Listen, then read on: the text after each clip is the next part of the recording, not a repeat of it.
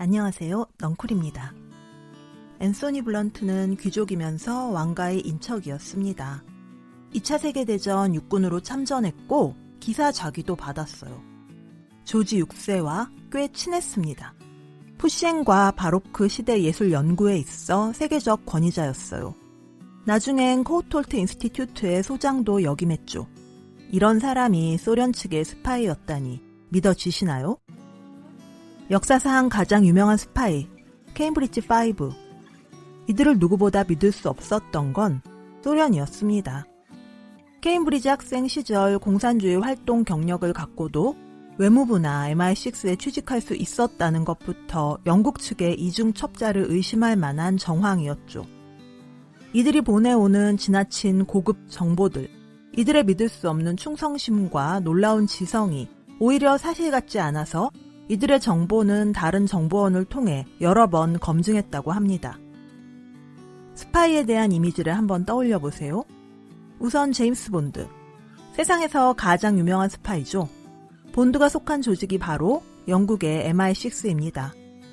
케임브리지 5 이야기에서 MI5와 MI6는 계속 나올 거예요. 007의 이언 플레밍만큼 유명한 스파이물 작가가 존 르카레인데요.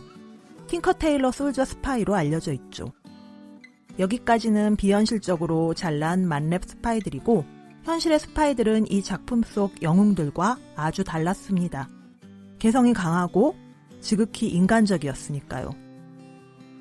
케임브리지 5인조에서 제일 유명한 인물은 킴 필비입니다. 암호명은 존 앤, 독일어로 태양이었죠. 아마존에서 킴 필비를 검색하면 이렇게 많은 자료가 뜨는데요. 현재까지도 가장 인기 있는 소재 중에 하나입니다. 종전 후 필비는 MI6 방공 담당 부서의 제2인자가 되어 수많은 정보를 소련에 제공했습니다. 필비의 아버지는 영국의 가장 저명한 아랍권 전문가였고 사우디 왕가와 절친이었습니다. 영국의 제국주의를 반대해서 영국 비밀 정보를 사우디에 제공했다고 하죠. 영화로 유명한 아라비아의 로렌스의 원작자 토마스 로렌스가 쓴 책엔 사실 필비 아버지의 업적이 많이 들어가 있다고 해요. 필비는 인도에서 태어났고 인도의 고유 언어인 펀자브어를 모국어처럼 익혔습니다.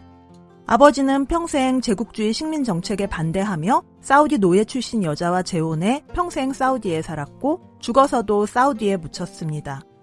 아버지는 사우디의 이익을 위해 반제국주의 투쟁을 했고 아들은 소련의 이익을 위해 반파시즘 투쟁을 했죠. 본인이 지향한 국적과 이념만 다를 뿐 아버지와 필비의 삶은 정말 닮은 꼴이었습니다. 왜 귀족이고 명망있고 부유했던 이들 부자가 그들에게 이 모든 영예를 준 영국이 아닌 타국의 이익을 돕는지 사람들은 이해할 수 없었습니다. 케임브리지 5인방의 에이스는 필비였지만 이들의 실질적인 리더는 가이 버제스였습니다. 버제스의 가문은 대대로 영국 해군 제독과 장군을 역임했고 버제스도 이 전통을 따라 해군사관학교에 입학했지만 결국 자퇴하고 이툰으로 옮겼다가 케임브리지에 들어갔습니다. 그는 명석함과 멋진 외모, 지성과 유머로 케임브리지에서도 최고 인기 명사였다고 해요. 특히 앤서니 블런트가 그를 숭배했습니다. 앤서니 블런트는 이야기의 처음에 나온 여왕의 친척이자 조지 6세와 절친이었던 바로 그 사람이에요.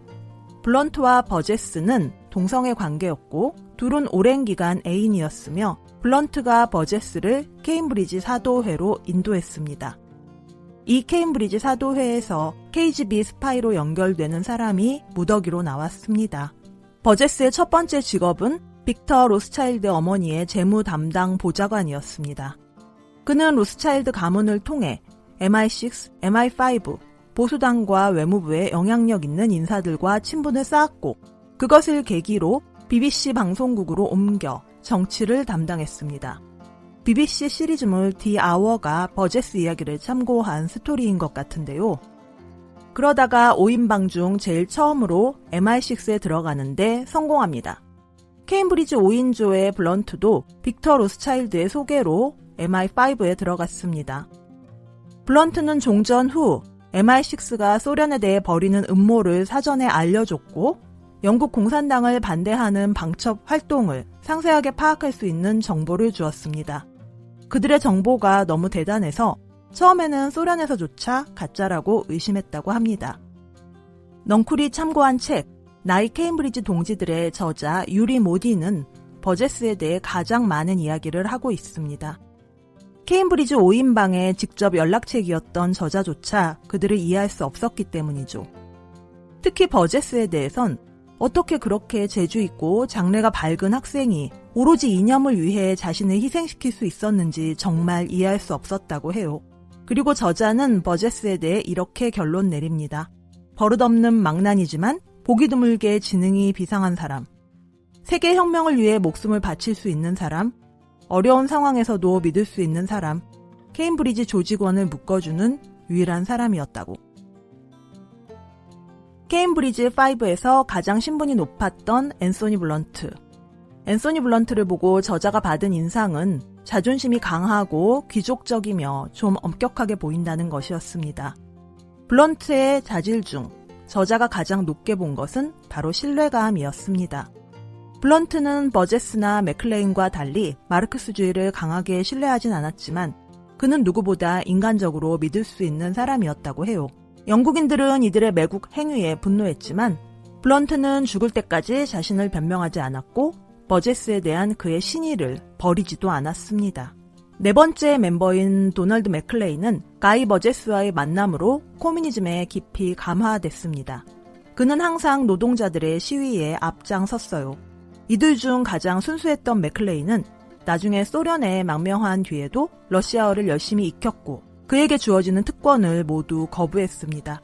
그는 졸업 후 외무부 채용시험에 응시했는데 공산주의 비밀 조직에서 활동한 적이 있었음에도 이것을 채용위원회에서 알고 있었음에도 무난히 시험에 통과했습니다. 형식적인 질문과 뻔한 대답이 오고 갔을 뿐이었죠. 1944년 맥클레인은 워싱턴 영국 대사관 1등 서기관으로 승진했고 바야흐로 노르망디 상륙작전이 다가오고 있었습니다. 다섯 번째 멤버 존 케언크로스는 다른 멤버들과 좀 달랐습니다.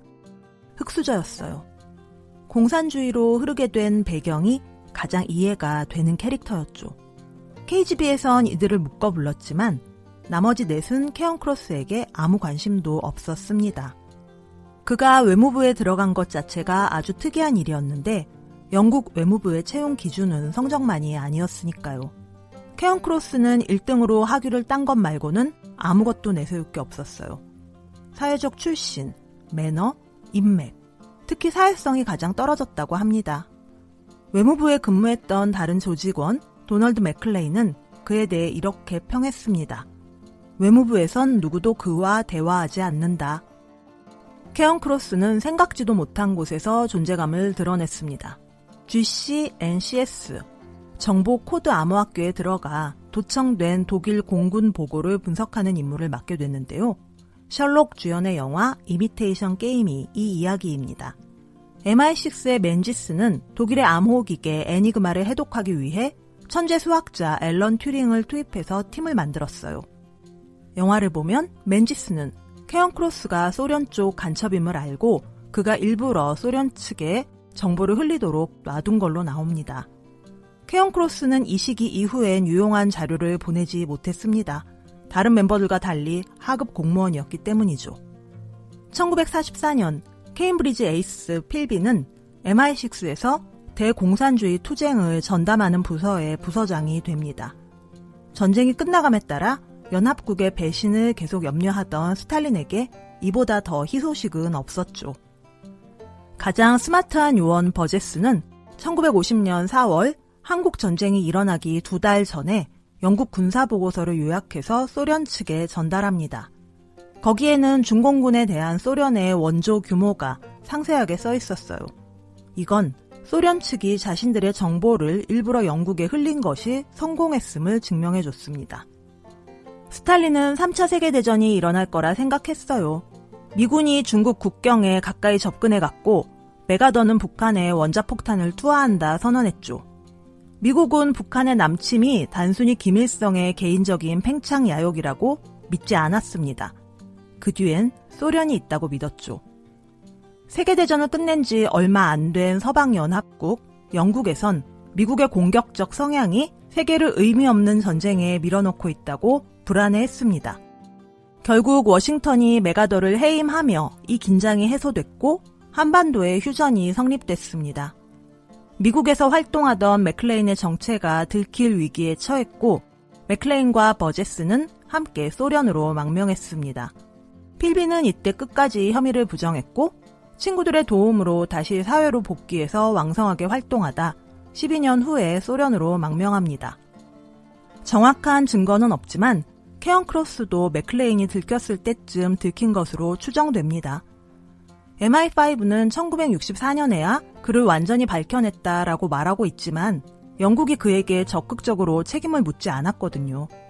케언 크로스는 1970년에 프랑스로 건너가 정착했고 유유자적 살다 1995년 죽었습니다. 맥클레인과 버제스는 소련 생활에 적응하지 못했습니다. 둘 다 늘 영국에 돌아가고 싶어 했어요. KGB는 이들이 원하는 것은 다 들어주고자 했고 공산주의 하에서 절대 용납되지 않는 버제스의 동성애까지 눈감아줬습니다. 맥클레인은 특권을 거부하며 늘 열심히 일했고 버제스는 특권을 다 누리며 모든 물건을 영국에서 주문해 썼습니다. 그리고 둘 다 죽을 때까지 소련에 적응하지 못했습니다. 필비는 잘 지냈습니다. 저자 유리 고디는 필비가 첩보원이 된 이유는 그의 성격 자체가 그냥 수수께끼 자체였기 때문이라고 했습니다. 가끔은 그가 그냥 자신들 모두를 비웃었을 거라고도 생각했죠. 1988년 필비는 사망했고 장군이 아니었음에도 장군묘에 묻혔으며 KGB 경비대가 세 발의 예포로 그에게 마지막 경의를 표했습니다. 저자는 이 5명 중 가장 편했던 사람은 케언 크로스라 했습니다. 대부분의 소련 사람들처럼 저자도 흑수저였기 때문이었죠. 그러나 가장 저자에게 큰 인상을 남긴 사람은 버제스였습니다. 저자가 KGB에서 궁지에 처했을 때 오로지 버제스만이 그를 위해 분연히 나서주기도 했어요. 늘 열정적인 에너지로 세상을 사로잡던 그는 죽어서야 평생 그리던 영국으로 돌아갈 수 있었습니다. KGB 요원이 쓴 회고록, 나의 케임브리지 동지들을 참고한 케임브리지 스파이 이야기를 마칩니다. 생넌쿨의 영상이 도움되셨다면 구독, 좋아요 꼭 눌러주세요. 여러분의 응원이 더 좋은 영상을 만드는 데 큰 힘이 됩니다. 넝쿨의 1분 명상을 클릭하시면 이어서 1분 명상을 하실 수 있습니다. 감사합니다.